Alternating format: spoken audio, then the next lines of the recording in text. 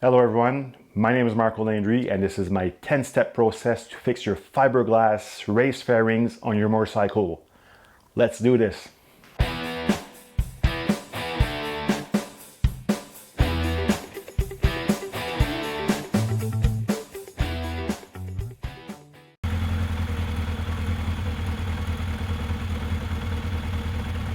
Alright, so this is the material that will be required to do this work. So the first thing you'll need is resin and hardener.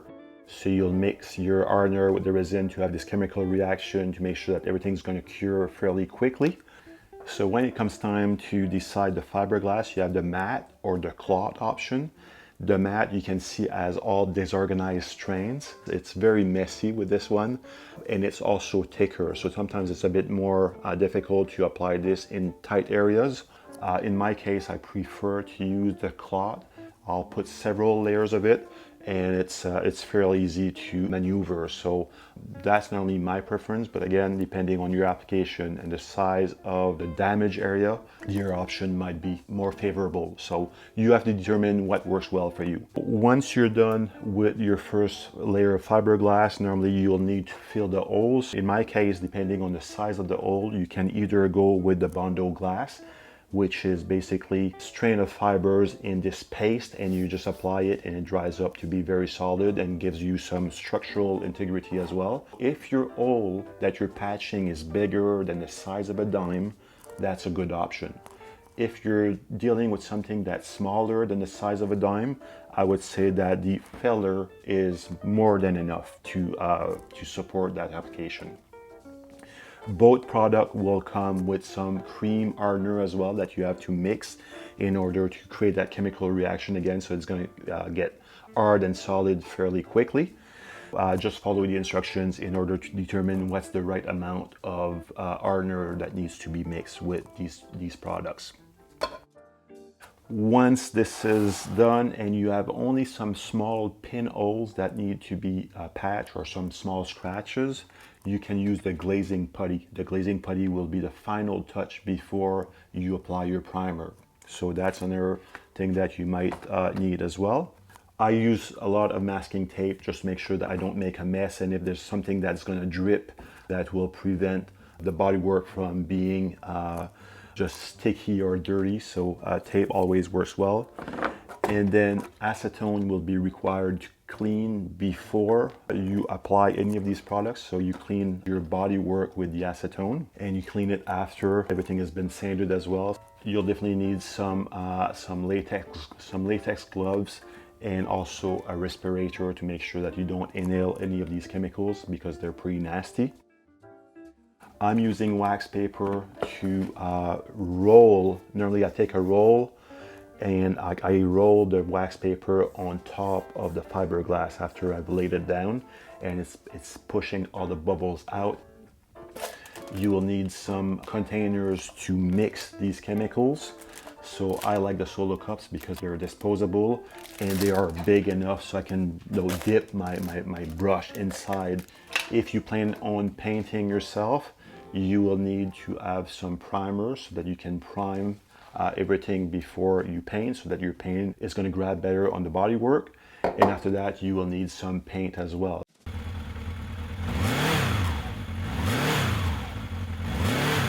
All right, so for the tools required to do this work, you can use a grinder or a Dremel to remove the paint and grind the extra fiberglass once you're done laying the fiberglass. I really like the Dremel personally because it's more forgiving. If you press too hard, you don't end up with a really big hole, as opposed to having a grinder. If not used to it, you can do more damage than good, because if you apply too much pressure, you might just end up going through your fiberglass. So the Dremel works quite well with these little flap discs here. So this is an 80 grit flap disc, and basically it's really helpful to remove the paint.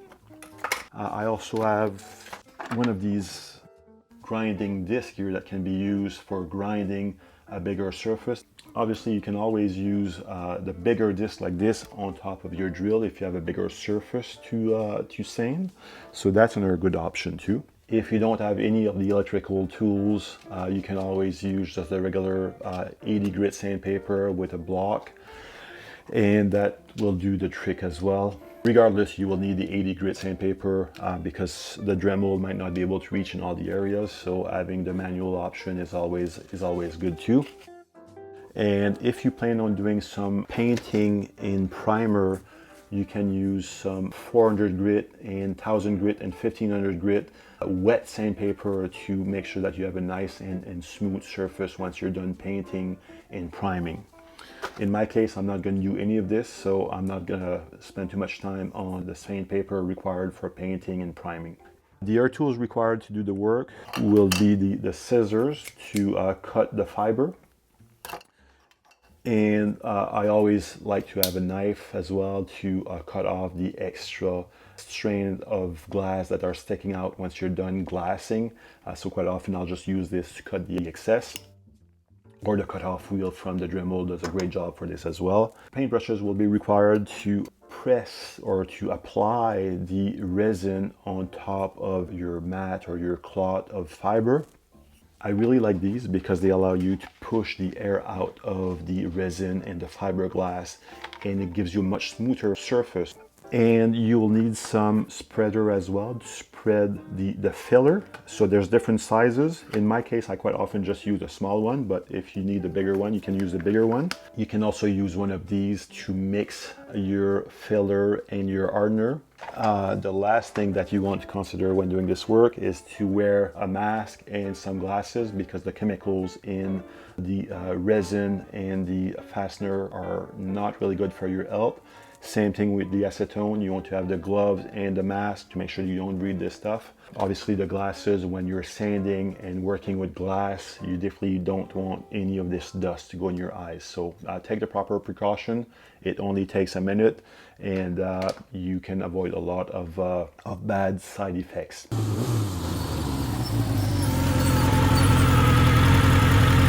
To simplify the work, you will need to remove your fairings from the bike. Once your fairings are off the bike, make sure you are in a well-ventilated and spacious area to proceed with the next steps.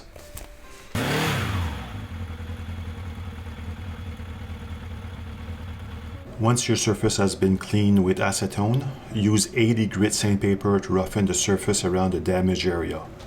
You'll have to do this on both sides. This is where the Dremel is really helpful. If you only have a crack fairing, it's also a good idea to either drill multiple holes alongside the crack or simply ground a bevel groove by following the crack. This way, your resin will have a better adherence, resulting in a structurally sound repair.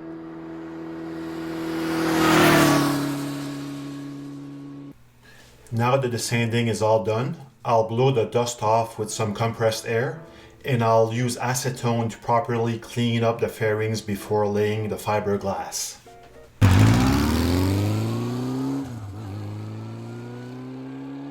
Once the hardener is mixed with the resin, you'll have approximately 10 to 15 minutes to lay the fiberglass.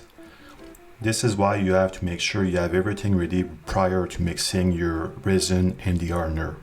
I normally like to cut all my pieces of glass ahead of time, and I also cut a few extra pieces just in case I want to increase the thickness of the area I'm repairing. Once all the pieces have been cut the proper size, I start mixing the hardener and the resin together. In order to mix the correct amount of resin, I normally use a measuring cup with water to properly grade my solo cups with various measurements. In this scenario, I mix 10 drops of hardener with 30 millimeters of resin. Make sure you mix this properly before starting the process. I'll normally stir the hardener and resin for at least 15 to 20 seconds before I start.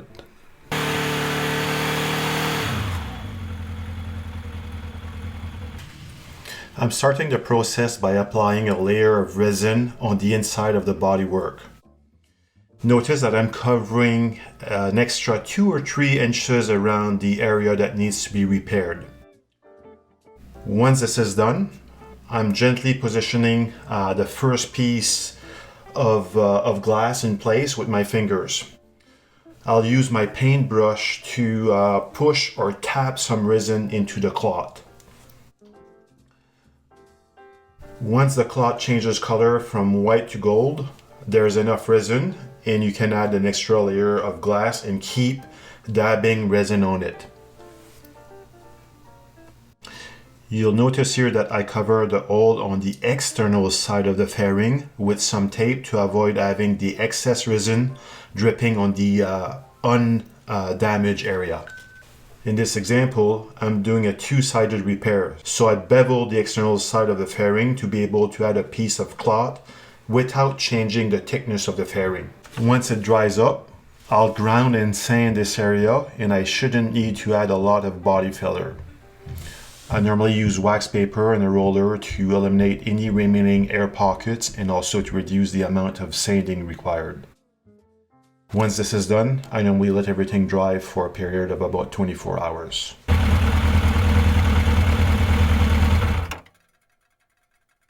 You can start sanding after approximately 2 hours, but I normally prefer to let everything sit overnight. You'll notice here that once I remove the wax paper, there's very little sanding required.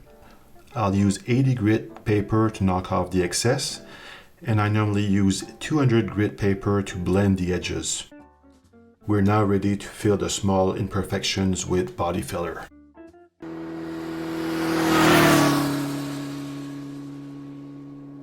I'm using the tape here for two reasons. The first one is to prevent from adding filler on the good areas of the fairing, and the second reason is to prevent me from sanding down the undamaged edges of the fairing. Next, I will mix the cream hardener with the body filler compound. Once mixed, you only have a few minutes to apply the filler. The cure time is about 20 minutes at an ambient temperature of 24 degrees Celsius or 75 degrees Fahrenheit. Once sanded, you can apply as many thin layers as needed to have a smooth and even surface. Once everything is smooth and even, use the glazing putty to fill the small scratches and pinholes.